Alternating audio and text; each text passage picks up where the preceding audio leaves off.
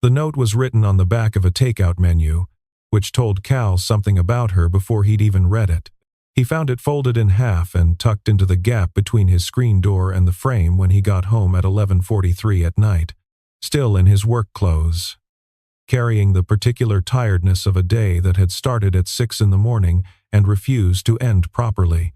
He almost missed it, would have missed it, if the corner hadn't caught the porch light at the right angle, and he stood there on his back steps with his keys in one hand and the folded menu in the other, and read what was written on the blank side in handwriting that was confident and slightly too fast for complete legibility. Pool. Midnight. Hope you don't mind the dress code. Next door. He read it twice.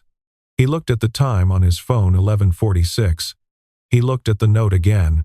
He looked at the fence line between his yard and the yard belonging to the woman who had lived next door for 8 months and with whom he had exchanged exactly 12 conversations of substance, all of them ending with some variation of "have a good night" at the fence, in the driveway, or through the gap in the hedge that had appeared sometime in September when one of the bushes died and neither of them had replaced it. He stood on his back steps for approximately 45 seconds. Then he went inside, changed out of his work shirt, and came back out. The light situation in her backyard was the first thing he noticed from the fence line. There was a light. There was supposed to be a light. He'd seen it on before through the gap in the hedge. The blue-white glow of an underwater pool lamp that came on automatically at dusk, but it was doing something that underwater pool lamps were not supposed to do, which was flicker. Not the romantic kind of flicker that string lights do when they want to create atmosphere. The troubled kind. The kind that suggested a loose connection or a housing seal that had seen better days.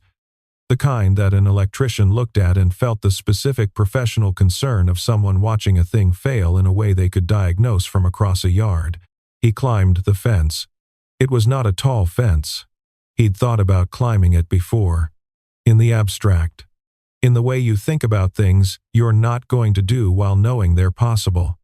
He dropped into her yard. The pool was in the center of the space, good size, well maintained from what he could see, with a flagstone deck around it, and 2 deck chairs, and a small table with a citronella candle that had burned down to a stub. The flickering lamp lit the water in uneven pulses, bright, dim, bright, casting moving shadows across the deck. Nora was crouched at the far end of the pool near the equipment housing, her back to him, with a flathead screwdriver in one hand and a flashlight tucked between her jaw and her shoulder in the manner of a person who needed 3 hands and was making do with 2.5. She was wearing a gray tank top and cut-off shorts, her hair pulled up with something that might have been a pen, and there was a faint but distinct smell of chlorine and citronella and something that might have been coffee that she'd set down somewhere on the deck. She hadn't heard him come over the fence. He stood for a moment, not wanting to startle a woman holding a screwdriver in the dark, and said, "The housing seal is probably..." She turned around fast.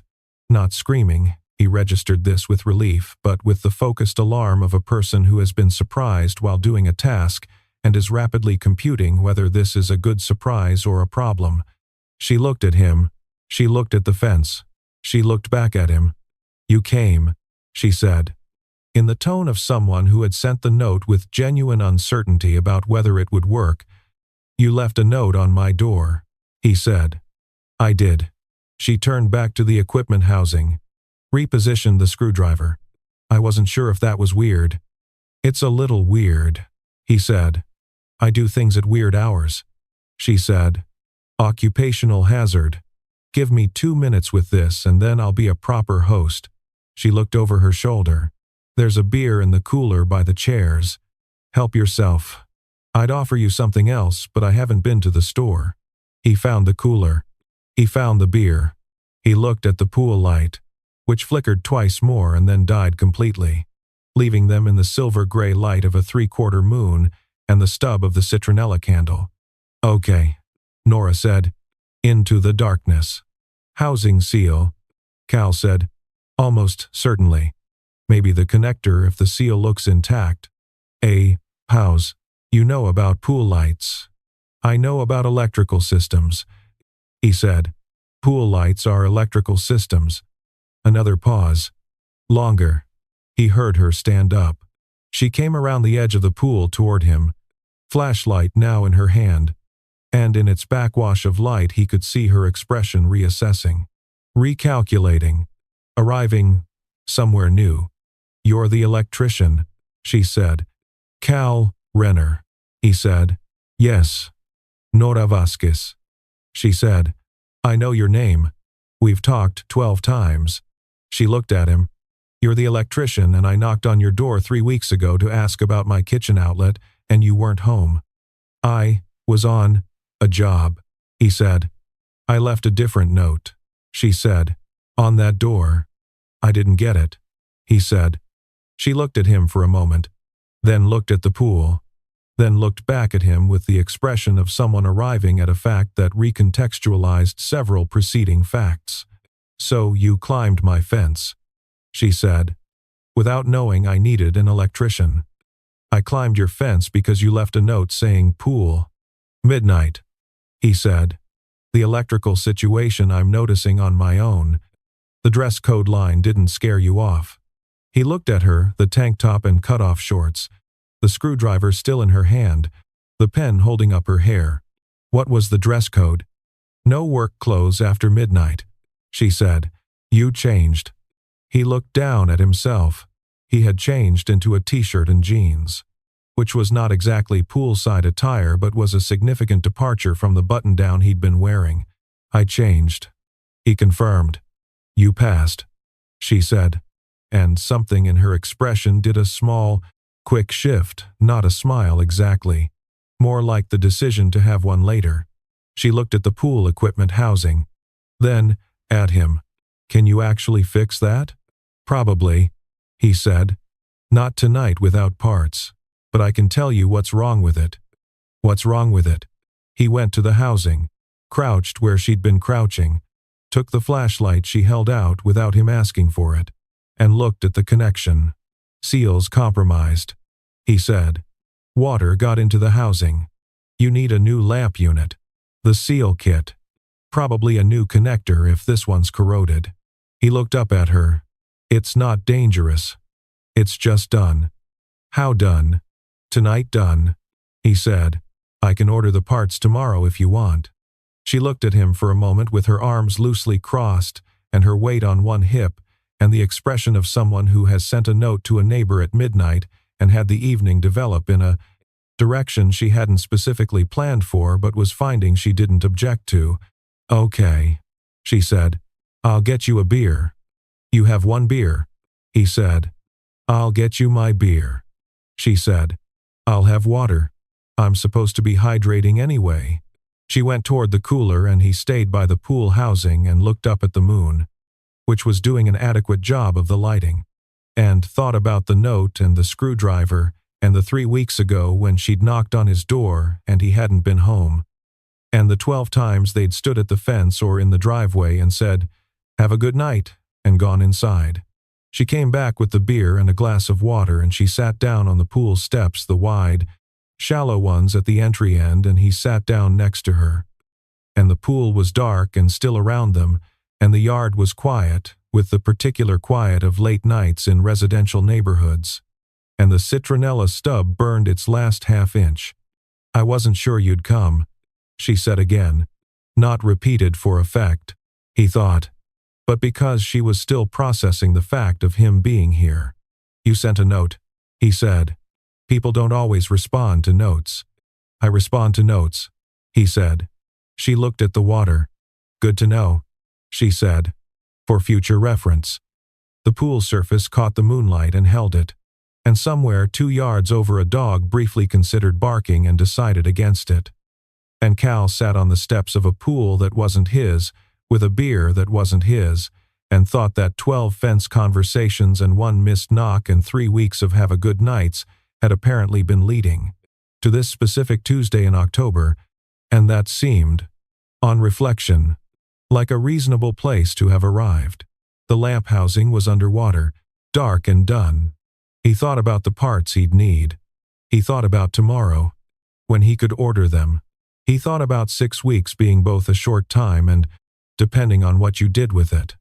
Not short at all. The water.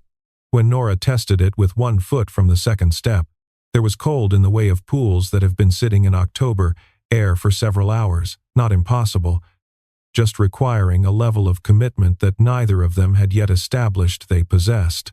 She left her foot in for approximately 4 seconds, then withdrew it. "It's fine," she said, with the conviction of someone who had decided to claim this. "It's cold," Cal said. "It's bracing," she said. "That's what people say when something is cold and they don't want to admit it." "I'm a nurse," she said. "I have a high tolerance for discomfort. That doesn't change the temperature of the water." She looked at the pool. She looked at him. She put her foot back in. "It's fine," she said. Again, slightly less convincingly. He put his own foot in, registered the temperature, and said nothing, which was its own kind of comment. They sat on the steps with their feet in the cold water and their backs to the dark yard and the beer and water glass on the deck behind them. And the moon did its work overhead. And Nora said, "So, Cal Renner, electrician, 8 months next door. What else? What else? What else are you?" She said, "I know the job. I know you have a truck. I know you take your coffee black with no sugar because I've seen you at the kitchen window in the morning. I know you have a sister because she visited in August and she has the same way of standing." She said all of this with the brisk inventory of someone who has been paying more attention than they've had occasion to admit. "That's what I have. Fill in the rest." He looked at her. "You watched me make coffee. My kitchen window faces your kitchen window," she said. "It's not surveillance. It's architecture. I make coffee at 5:45 in the morning. I get home from my shift at 5:30, she said. "Our schedules have some overlap. This is not my fault." He turned the beer bottle in his hands. "Younger brother, not sister," he said. "Tom. He visited in August. He stands like that because we both learned it from our father, who stood like that. And his father before him. It's a family posture. Apparently." He looked at the water. "I've been in Millhaven about 3 years. Before that, Atlanta. Before that, wherever the work was." He glanced at her. "Your turn. I gave you mine already. You gave me surveillance data," he said. "That's not the same as yours." She smiled, the quick one. The one that appeared and disappeared before it fully committed. She had several of them. He was noticing. Different functions. Different durations. This one was the kind you got when someone said something accurate. "Nora Vásquez," she said. 31. Night shift charge nurse at Millhaven General. Which is why I'm sitting by a pool at midnight on a Tuesday like a normal person. Originally from Phoenix. Moved here for the job because they had an opening, and I was ready to be somewhere new. She paused. "I've been somewhere new before. I'm reasonably good at it by now." "What does being good at it look like?" he asked. She thought about this. "Knowing which coffee place opens at 6:30 a.m., she said. "Knowing which neighbors to wave at and which ones will talk for 45 minutes about their gutters if you make eye contact."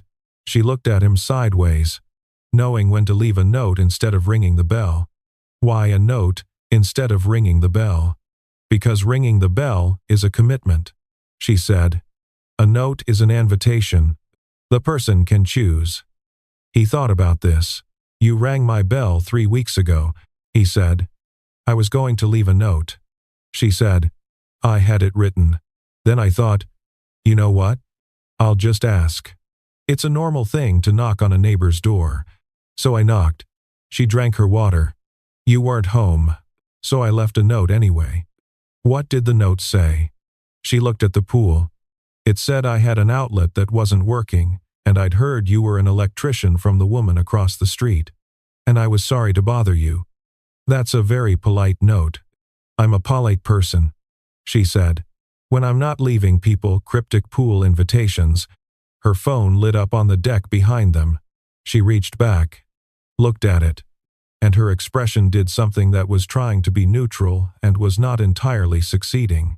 She typed something quickly and put it face down. Priya, he guessed. She looked at him. My coworker. How did you? You said her name once at the fence. He said. In August. You were on the phone and I was getting the mail. She looked at him for a moment with the expression of someone receiving information about their own information. What did she say? He asked. She asked how my evening was going. Nora said. I told her I was sitting by a pool with my neighbor. She responded with an unreasonable number of emoji. How many? 7, she said. All of them were the eyes one. He laughed. She glanced at him, caught off guard by the laugh, and he watched her recalibrate in the small way people do when they've been surprised by something they find they like. She had been orchestrating the tone of the evening. He'd noticed the note, the dress code line, the inventory of what she knew about him delivered briskly before he could get his footing, and the laugh had gotten through the orchestration, which he suspected didn't happen often. She's going to ask me about this tomorrow, Nora said. What are you going to tell her? The truth, she said, that the pool light is broken and my neighbor turned out to be an electrician, which is either the universe's worst timing or its best. Depending on what? She looked at him, and the moon was doing its work, and the pool was still and dark and cold. And she said, depending on what happens next. I guess. And then she picked up her water glass with the air of someone who had said exactly what she intended to say and was now going to let it exist without elaborating on it. He looked at the pool equipment housing, dark across the water. He thought about the parts he'd need. Lamp unit, seal kit, connector. He could have it ordered by 9 tomorrow morning and delivered by Thursday if he paid for expedited. He was not typically the kind of person who paid for expedited shipping. He was considering it. He reached back to set down his beer, and his hand found the deck at the same moment hers did, reaching for her water glass. And their fingers were close enough that the adjustment they both made was conscious and not quite natural. Neither of them said anything. She picked up her glass. He picked up his beer. They looked at the water. 12 times, he said. She turned to look at him. We've talked 12 times, he said. You said it earlier. I've counted too. He looked at the water. The first time was your second week here. You were bringing in groceries and a bag split and I helped you pick up the oranges. You helped me pick up 7 oranges, she said. You had a lot of oranges. I was making a recipe, she said. It called for 4 and I panic bought extras. The 12th time, he said, was 2 Saturdays ago. You were leaving for your shift and you said the weather was finally turning and I said, yeah, it really is. And you said have a good night and I said, you too. She was looking at him with an expression he hadn't seen on her yet, something quieter than the others. You remember the 12th time specifically, she said. I remember all of them specifically, he said. He looked at the pool. I was going to say something at the 12th one. Something other than have a good night. What were you going to say? I hadn't figured out the specifics, he said. I'd figured out the direction. She was quiet. The pool was quiet. The 3/4 moon was doing the math of light across water and coming up with something that looked, inadvertently, like atmosphere. Have a good night is a very complete sentence, she said finally. It leaves a lot of room for another complete sentence after it. It does, he said. I kept not using the room. So did I, she said. They looked at the dark water. We should probably get in, she said. We're sitting on the steps of a pool at midnight, and our feet are already wet. The water's cold, he said. It's bracing, she said. That word hasn't improved, he said. Come on, she said, and stood. And the deck was damp under her feet, and the moon was making its arguments overhead. And she looked at him with her hand out, and the particular expression of someone who has sent a note and climbed to a fence and said, depending on what happens next, and is now simply asking whether he is the kind of person who gets into a cold pool at midnight when invited. He took her hand. They got in. The water was cold in the specific way that becomes irrelevant after approximately 45 seconds, when the body makes its adjustments and declares a new normal, and they stood in the shallow end with the water at their waists and their breath slightly short from the temperature, and the moon turning the surface around them into something that looked like it was from a different kind of evening than the one they'd been having. "You fixed my outlet," she said. He looked at her. "I haven't touched your outlet." "Theoretically," she said, "if you'd been home 3 weeks ago." "If I'd been home 3 weeks ago," he said, "we would have talked about the outlet and I would have fixed it and then probably said, 'Have a good night.'" "Probably," she said. "And then we would have had 13 fence conversations instead of 12. And no pool," she said. "No broken pool light at midnight." He said, "I want to be clear," she said, "that I did intend for the pool light to be working when I sent the note." "I know," he said. "The screwdriver was evidence of good intentions." "I had the whole thing planned," she said, with the rueful quality of a person watching their logistics crumble. "There was going to be a functioning light, and I was going to be out here already when you came over, not crouching over an electrical housing with a flashlight in my mouth." "I like the flashlight in your mouth," he said. She looked at him. "It was efficient," he said. She made a sound that was the cousin of a laugh. "I'm going to tell Priya you said that." "You can tell Priya whatever you want," he said. "I stand by efficient." The cold water had become the temperature of the evening, which was to say present and noticeable and not unpleasant. And they stood in the shallow end and talked about the things people talk about when they are standing in a pool at midnight with someone they have been circling for 8 months. Which is to say, small things that are actually large things, details that are actually directions, the specific information that people trade when they have decided, without announcing the decision, to stop being careful with each other. She told him about Phoenix and why she'd left. He told her about Atlanta and why staying had stopped making sense. She told him about the outlet, not the one she'd knocked about. A different one. In the bathroom. That she'd been managing around for weeks, and he said he could look at that too while he was there with the pool parts. She said that seemed like a lot of trips next door. He said it didn't seem like a lot to him. She looked at the water when he said it. He thought about the 12 fence conversations, and the almost 13th, and the note on the takeout menu, and the way she'd had it all planned. The working light, and the already out here. And how none of it had gone the way she'd intended, and they were both still here. In cold water under a useful moon. There was something in the corner of the pool. He'd noticed it earlier and decided not to mention it. A spider doing construction work in the angle between the coping and the filter housing, with the focused ambition of a creature that had found an excellent location and was not going to be deterred by the fact that someone was swimming. Nora hadn't mentioned it either. They were both, he understood, choosing to let the spider exist without comment, which was either a sign of compatibility or October pragmatism, and he suspected it was both. Nora said it the way she said most true things, which was in the middle of saying something else. They had gotten out of the pool after 20 minutes, not because they wanted to, but because the cold had made the argument it was always going to make eventually.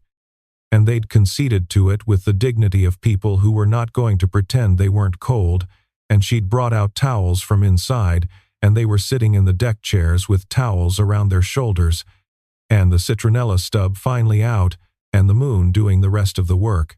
She was talking about the hospital, something about the overnight shift's particular rhythms, the way the building changed character at 3 in the morning, the different population of a waiting room at 4 a.m. versus 4 p.m. He was listening in the way he'd been listening all evening, with the particular attention of someone who finds a person interesting and is not pretending otherwise. "The thing about nights," she said, and then she stopped. She looked at her water glass.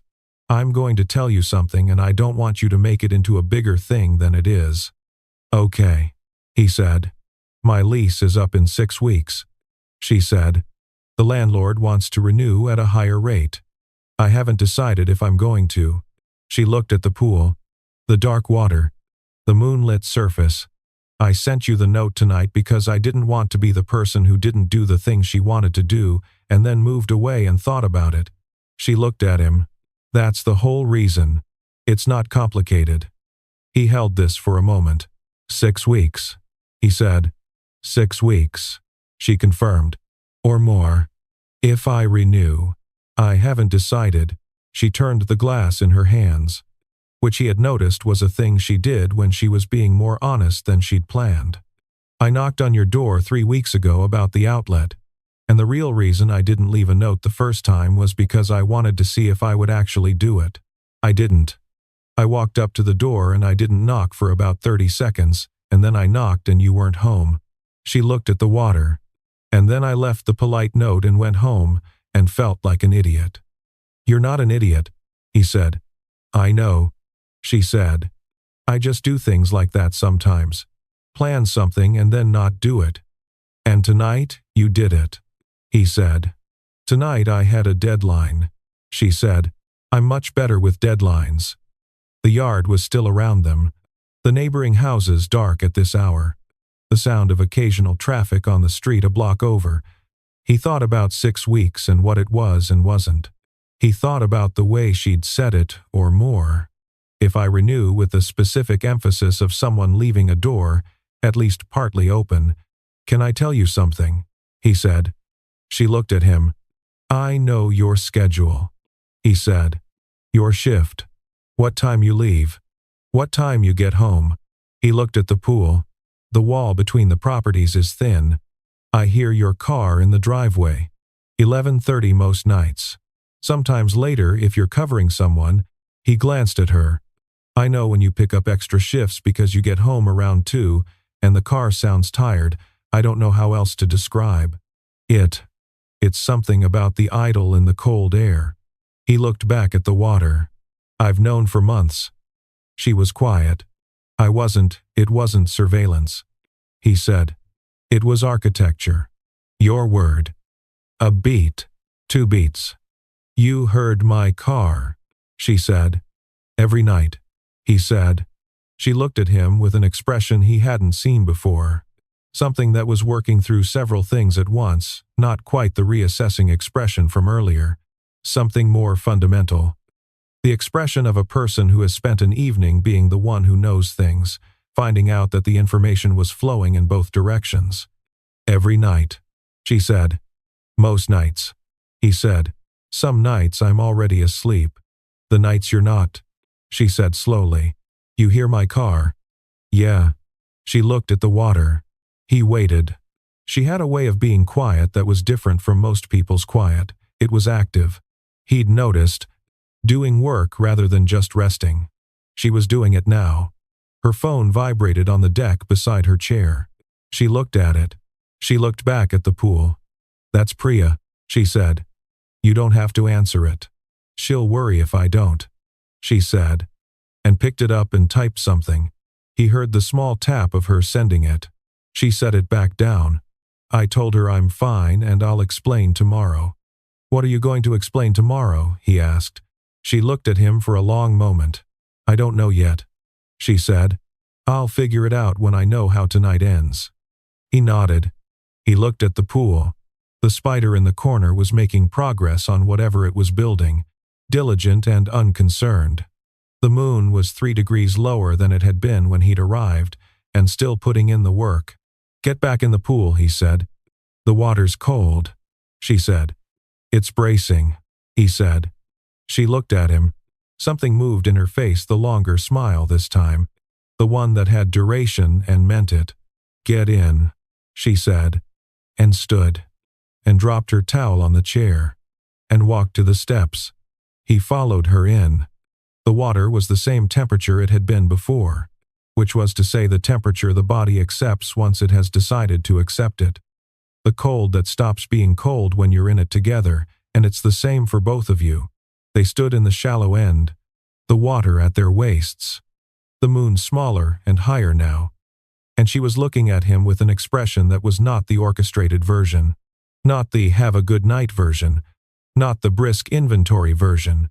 Something quieter, something without a plan behind it. How long have you known? She said. That you wanted to do something other than have a good night. He thought about it honestly. The fourth time, he said. You were coming home from a late shift. It was raining. I was on the porch and you ran from your car and I thought, and then I went inside. You thought, and then you went inside, she said. I thought, and then I went inside, he confirmed. The fourth time, she said. Out of 12. Out of 12, he said. She was quiet for a moment. The pool still around them. The water at their waists. The moon doing its final work of the night. She opened her mouth to say something, and her phone vibrated on the deck above them, the distinct pattern of a call rather than a text. And from the way Nora's face shifted, he understood immediately that this was a different category of interruption. She looked at the deck. She looked at him. It's the hospital, she said. Go, he said. I'll be here. She went up the steps and across the deck, and he stayed in the pool and looked at the water and thought about the fourth time, which had been a rainy Tuesday in February, which meant he had been going inside for 7 months and she had been sending notes she almost didn't send for approximately the same duration. He thought 6 weeks is a specific amount of time. He thought it is also enough time for a lot of things, depending. She was on the phone for 11 minutes. He counted. Not obsessively. Just in the way of someone who is standing in a cold pool alone at 1 in the morning and has no other available inputs. He heard her voice from across the deck, professional. Clear. The tone shift from midnight pool Nora to charge nurse Nora, happening in the span of a single sentence, and then her footsteps going inside. And then silence except for the yard sounds and the spider doing its quiet construction. He got out of the pool when she went inside. He dried off with his towel and sat back in the deck chair and looked at the dark water and thought about what she'd said and what he'd said and the particular arithmetic of 2 people who have been living 11 feet apart for 8 months and managing, through a combination of politeness and inertia and the specific cowardice of not wanting to be wrong about a thing that matters. To have not actually talked until a Tuesday in October when a pool light failed at the wrong moment. She came back out 13 minutes after she'd gone in. The phone call was over. She had done something inside, he wasn't sure what. Gotten water maybe. Or just taken a minute, and she came back through the sliding door with her towel and her water glass, and the expression of someone who has resolved an external situation and returned to an internal one. She sat in her chair. He waited. Everything okay? He asked. Coverage question, she said. Sorted. She looked at the pool. They always call me. Priya says it's because I never say no, and I should practice saying no, and she's right, but I don't know what I'd do with the time I saved. You'd sit by your pool, he said. I'd sit by my broken pool, she corrected. There's a difference. But she said it with the light version of her expression, the one that meant she was not actually making an objection. She looked at the water for a moment. He let her get there at her own pace. You heard my car every night, she said. It was not a question this time. It was her turning it over, feeling the weight of it from different angles. Most nights, he said. And you knew my schedule. I knew what time you got home, he said. That's not the same as knowing your schedule. I wasn't tracking it. I just noticed. The same way I noticed the outlet light from my kitchen when you left your bathroom light on. The same way I noticed in August that you rearranged the furniture in your living room because the lamp changed position. He looked at her steadily. The same way you noticed that I take my coffee black at 5:45 in the morning. She looked at him. He watched her arrive at the thing he'd already arrived at earlier in the evening, the bilateral nature of the accounting, the fact that the attention had not been one-directional, the specific symmetry of 2 people who had been registering each other's lives through adjacent walls and shared driveway and the gap in the hedge and calling it something other than what it was. I knew your schedule, she said, slowly. I know, he said. And you knew mine. And I knew yours. She put her water glass down on the arm of the chair with a small, careful click, and neither of us said anything. We said have a good night, he said. 12 times. 12 times, she said. On the fence, he said. In the driveway, through the gap where the bush died. I kept meaning to replace that bush, she said, in the tone of someone saying something that is not about the bush. I'm glad you didn't, he said. She looked at him. In the moonlight, her expression had fully shed the orchestrated layer the note writer. The midnight pool host.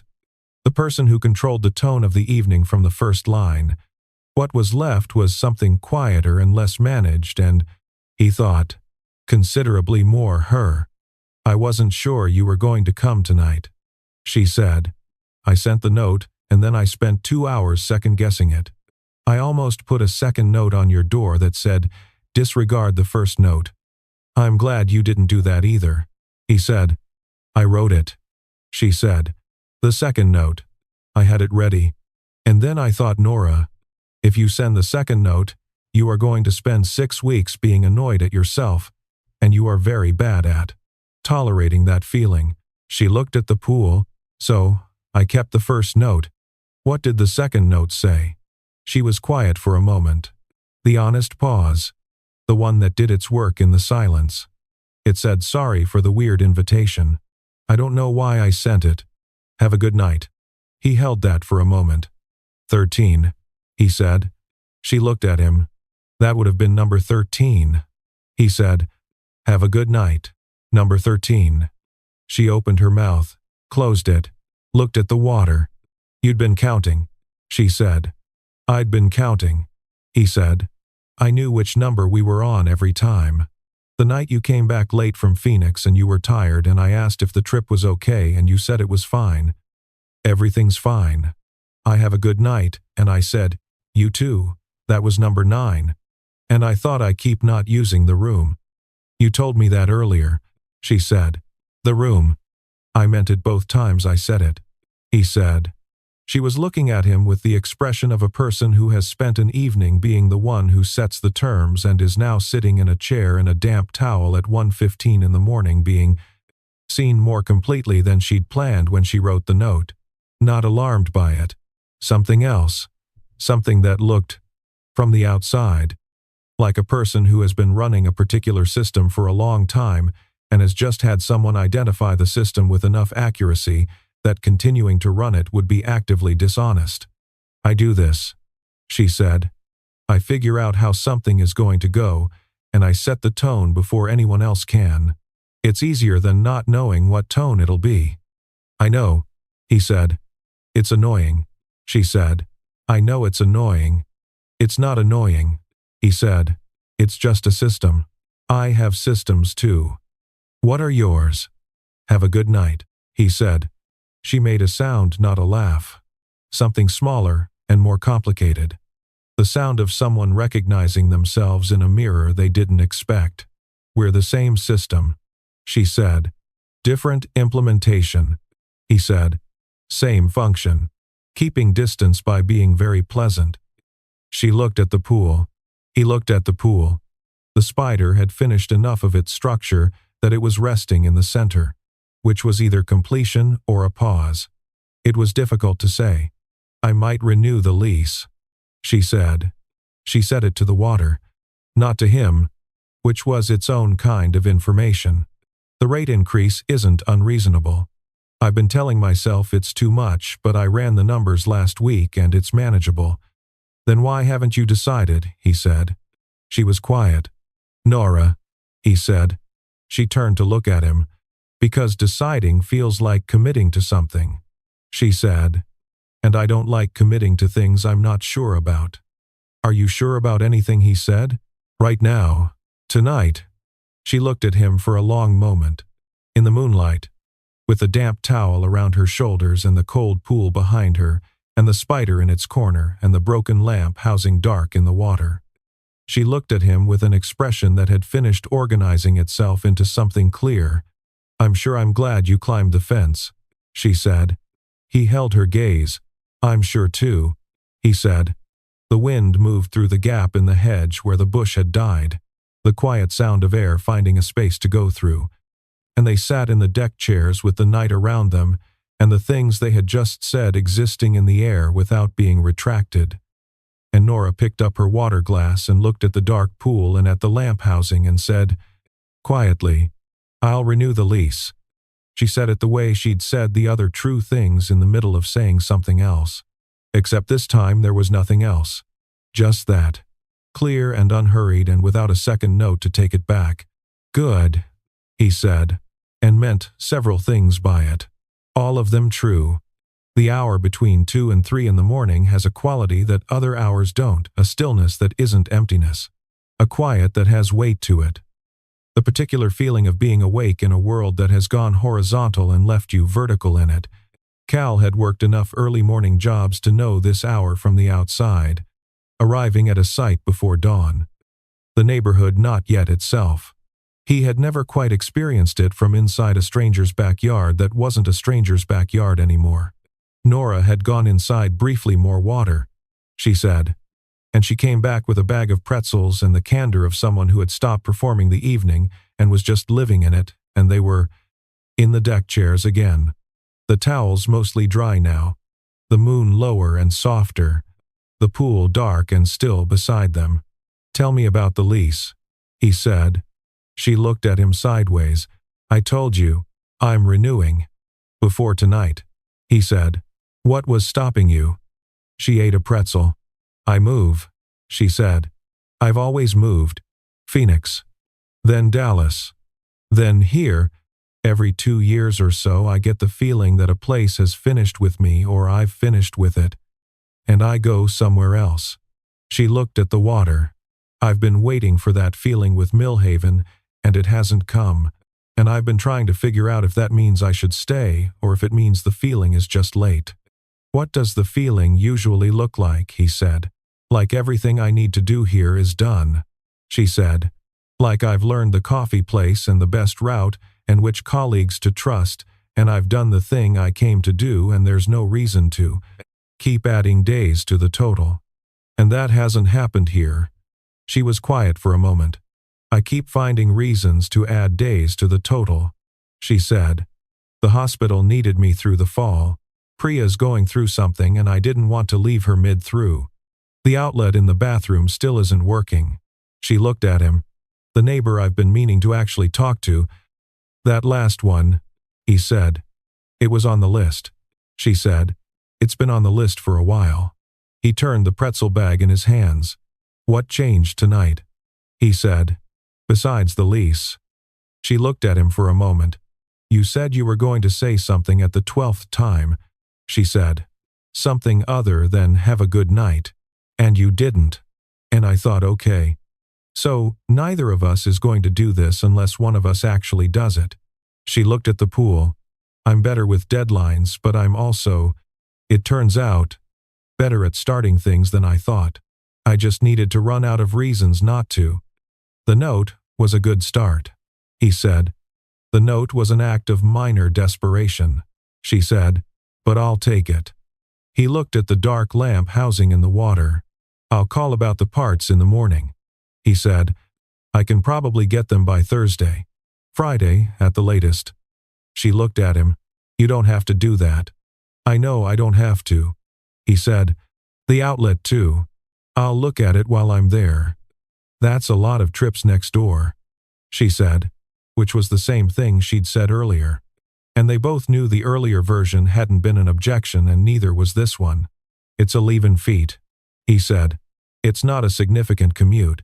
She looked at him with the expression that had become, over the course of the evening, the one he could read most clearly, the one that wasn't orchestrated, that didn't have a system behind it.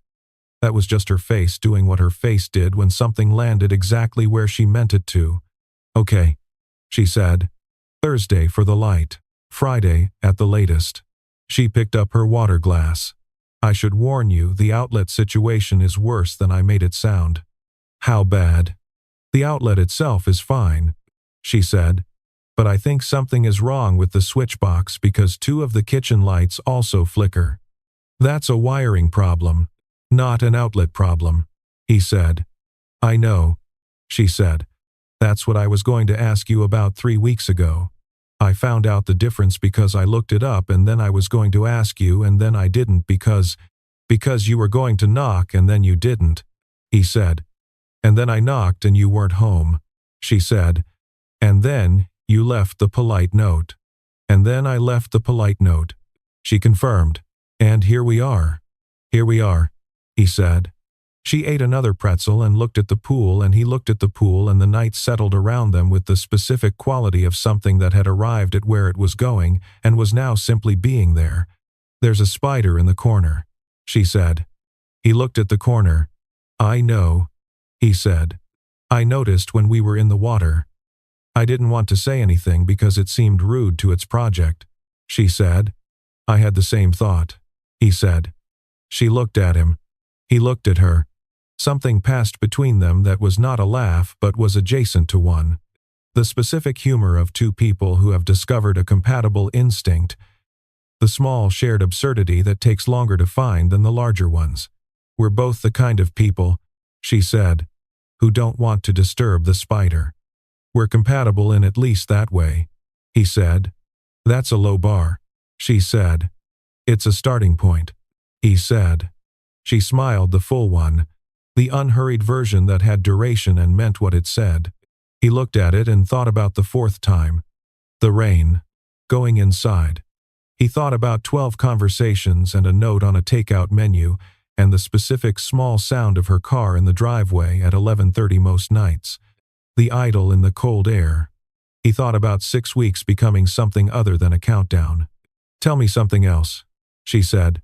Something I don't know from architecture. He thought about it. I moved here because my brother got married and settled 30 minutes outside town, he said. I'd been following work my whole career and I wanted, for once, to follow a person. He looked at the water. Tom said I could come to the wedding and then go wherever the next job was. Or I could come to the wedding and stay a while and see what it was like to be somewhere on purpose. He paused. I stayed. Was it like anything, she said, being somewhere on purpose? I'm still figuring that out, he said. But I think tonight counts toward the answer. She looked at him for a moment. Then I've been somewhere on purpose every time, she said. Phoenix was on purpose. Dallas was on purpose. Here is on purpose. I just keep arriving on purpose and then wondering if I've used the place up. Have you used this one up, he said. No, she said. Simply, without the pause. Not even close. He held that. Good, he said. For the second time that evening. With the same layering of meaning. And she heard it both ways and nodded once. Which was how she accepted things she was glad about but wasn't going to make a ceremony of. The moon had moved to the place in the sky that meant the night was more than halfway over. Not late in the way of parties that have gone wrong. Late in the way of evenings that have been worth sitting through. Nora pulled her towel a little closer and looked at the dark pool and the broken lamp housing and the spider in the corner finishing its project with the focused efficiency of something that knows exactly what it's building. It's going to look good, she said. The light, when it's fixed, it'll look the same as before, he said. Underwater lights aren't decorative. They're a little decorative, she said. They're functional, he said. They're there so you can see in the water. You can also see in the water by moonlight, she said. So the light is, by your own argument, at least partly decorative. He looked at the pool and considered this. Fine, he said. Partly decorative. I'll tell Priya an electrician came over, and we had a philosophical disagreement about pool lighting, she said. She'll send more emoji, he said. At minimum, she said. Probably also a voice memo. He smiled. She saw it and looked back at the water, which was something she did when she received something she wanted and was choosing not to make a moment of it. And he was learning to recognize the gesture for what it was. He would fix the light Thursday. He would look at the switch box. He would come back as many times as the wiring required, and sometimes that it didn't. And she would leave the gap in the hedge where the dead bush had been, and they would talk about things other than have a good night. And 6 weeks would become 8, would become the particular length of time that stops counting itself, because counting has stopped being the relevant unit. That was not a plan. He did not have plans. He had directions. The direction was this: a pool at 2:45 in the morning with a woman who carried a screwdriver to midnight invitations and kept the second note instead of sending it, and had been adding days to the total without admitting why, and who was going to renew her lease, and who did not want to disturb the spider. "Cal," she said. He looked at her. "Thanks for climbing the fence," she said. He thought about the note on the takeout menu, the dress code, the 11 feet between their back doors, the 7 months of arriving and not saying the thing in the direction of saying it. "Thanks for the note," he said. She nodded. She looked at the pool one more time. "Same time next week," she said. "I'll have Priya come fix the light so it actually works." "I'll have it fixed by Thursday," he said. "I know," she said, "but then you won't have a reason to come back." He looked at her. "The switch box," he said. "The switch box," she agreed. "And after that," he said, "you can leave me another note." She smiled the full version, unhurried, real, and looked at the water. And the spider finished its corner and went still. And the moon put the last of its light on the pool surface. And 2 people sat in deck chairs in an October backyard that was already a different place than it had been at midnight, which was itself a different place than it had been for 8 months before that. Not every good thing announces itself. Some of them leave a note on your door and wait to see if you show up. He had shown up. She was glad he had. If someone left you a midnight pool note with a cryptic dress code, would you climb the fence, or would you be the one writing the second note to take it back? And which is worse, being the person who counts to 12 and never uses the room, or the one who writes the second note and almost sends it?